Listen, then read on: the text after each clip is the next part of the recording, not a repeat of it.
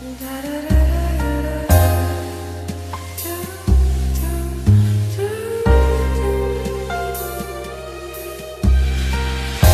se réveille chaque matin, il est 6 heures. Ses journées sont bien rodées, elle chauffe le grille-pain. Elle prépare les toasts, elle fait à manger pour 6. Elle n'a que 6 minutes pour elle décide de les donner à sa cigue. C'est un album qui fait voyager en soi en fait. Donc c'est un album qui fait voyager.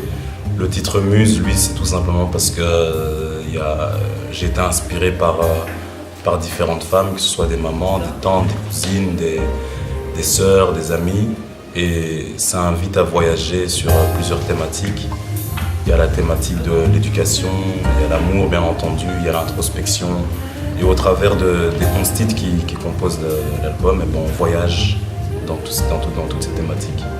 En tout cas, il n'y a aucune des histoires qui me concernent, mais il y a aussi des histoires inventées, mais qui partent d'une base, d'une histoire que j'ai entendue, des choses comme ça. Alice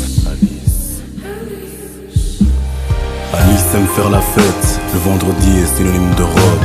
Talons, bouteille sur la table, déhanché, saut à pieds joints.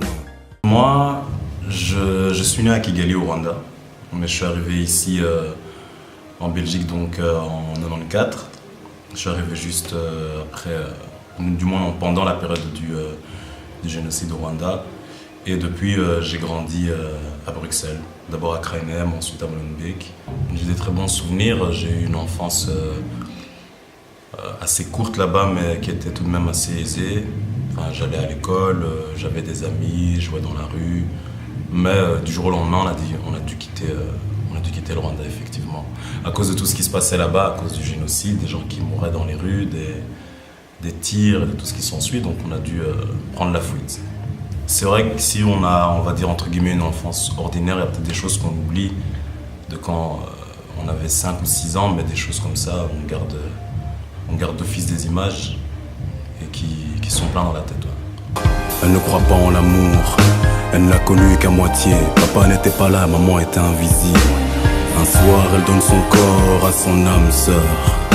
Mais 9 mois plus tard, ils ne sont plus que 2. La première personne qui m'a fait écouter du slam, c'était mon frère. Il m'a fait écouter Grand Corps Malade. J'ai écouté beaucoup de ses sons, de ses albums. Abdel Malik, bien entendu.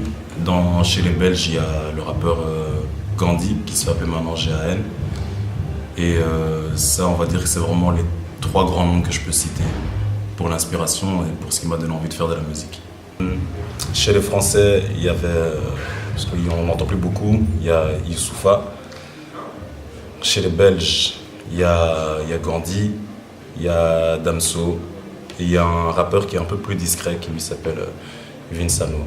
Le cœur pesant, elle aime souffrir, elle a trouvé l'amour. Dans cette petite boule de vie, malgré les cris, les larmes, les sacrifices, Alice a retrouvé le sourire. Elle vivait la bella vita, famille démembrée, amis par dizaines, santé déglinguée. Il y avait vraiment de quoi s'inquiéter.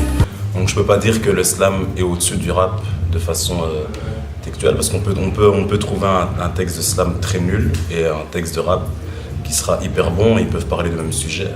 Il y avait déjà un de mes titres qui s'appelait Mama, justement, où je parlais du Rwanda.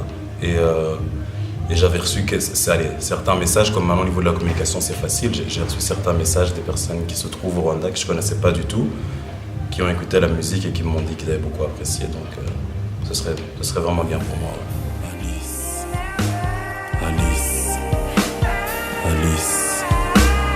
Alice se réveille chaque matin.